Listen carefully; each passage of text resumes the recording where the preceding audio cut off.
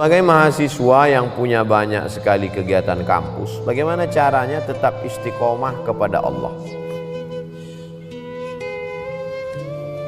Ada kekeliruan cara berpikir. Dianggapnya kalau dia sibuk dengan kegiatan kampus, dia tidak beribadah. Karena yang dianggapnya ibadah itu adalah sholat duha, baca Quran, i'tikaf, ibadah. Sedangkan sibuk di kampus tidak ibadah. Padahal sejak dia dari mulai berangkat dari kampungnya sampai ke Samarinda di Polnes sampai pulang itu adalah ibadah. Man kharaja fi talabil ilmi, siapa yang keluar rumah untuk menuntut ilmu, fa huwa fi sabilillah, dia sama seperti orang berjuang fi sabilillah hatta yarji'a, sampai pulang. Tapi jangan gara-gara ini 14 semester.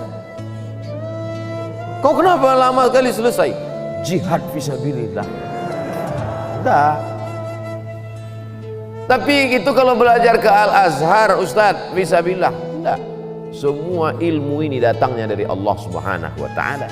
Hanya saja ada yang fardu ain, ada fardu kifayah. Ilmu agama fardu ain, wajib setiap individu. Karena kalau tidak benar akidahnya, tidak benar fikihnya, tidak benar ibadahnya. Adapun ilmu ini fardu kifayah. Siapa yang memperbaiki jembatan, memperbaiki bangunan, memperbaiki yang bersifat teknik ini kalau tidak orang-orang politeknik? Kalau diserahkan itu kepada Abdul Somad, idza wusidal amru ila ghairi ahlihi fantaziri sa'ah. Kalau diserahkan orang pada bukan ahlinya, tunggulah kehancuran. Tetap aktif di kampus, tapi jangan sampai melanggar aturan-aturan negara, melanggar aturan-aturan agama, maka itu bernilai jihad fisabilillah. Baca Qur'annya tetap, sholatnya jangan sampai tinggal. Bedakan antara ibadah dengan amal soleh.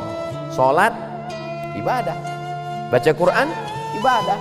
Zikir, ibadah. Tapi engkau di kampus menuntut ilmu, kau bekerja nanti, maka itu adalah amal soleh. Menghadap Allah melalui dua. Faman kana yarju liqa'a rabbih, siapa yang berharap berjumpa dengan Allah, falyamal amalan salihah, hendaklah dia beramal saleh.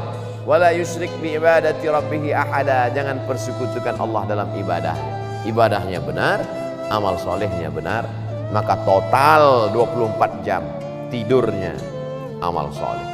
Bismika Allahumma ahya wa amut, sampai bangun makannya amal soleh. Allahumma barik lana fima razaqtana wa qina azabannar. Di kampusnya amal soleh. Kalau dalam WC, toilet najis, tempat setan aja bisa bernilai amal soleh. Bismika Allahumma inni a'udzubika minal khubuthi wal khaba'ith, keluar dengan kaki kanan, ghufranaka, bernilai amal saleh. Yang penting ikuti tuntunan sunnah Nabi Muhammad sallallahu alaihi wasallam. Yang terakhir, bagaimana cara mengetahui paham-paham yang tersesat dari Islam agar saya termasuk orang yang baik dan tidak tersesat?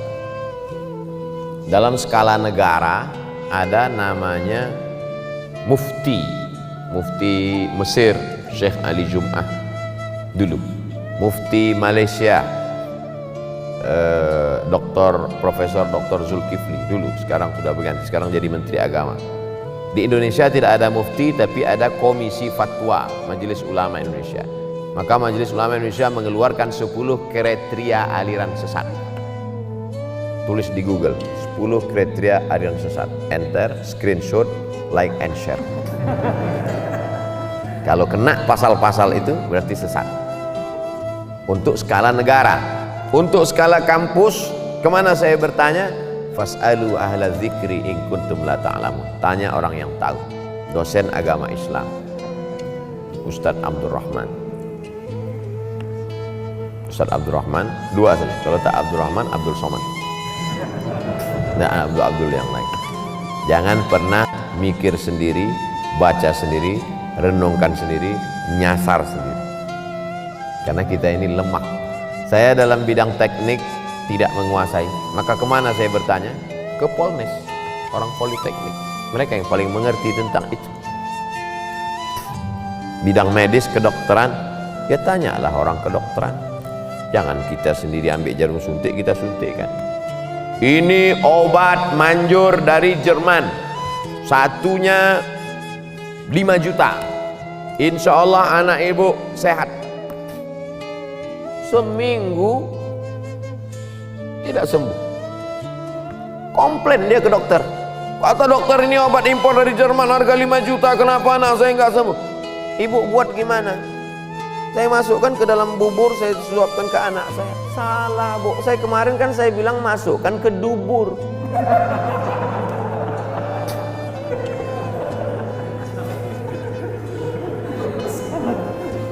Obat aja salah, untung anaknya tak mati.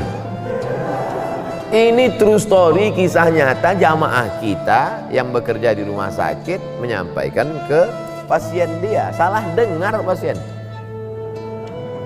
Bagaimana tentang masalah kehidupan? Masalah dokter aja kita tak, apalagi dalam masalah agama. Kalau masalah kedokteran ada orang salah, satu nyawa melayang. Kalau dalam masalah arsitektur jembatan ada orang salah, satu jembatan runtuh.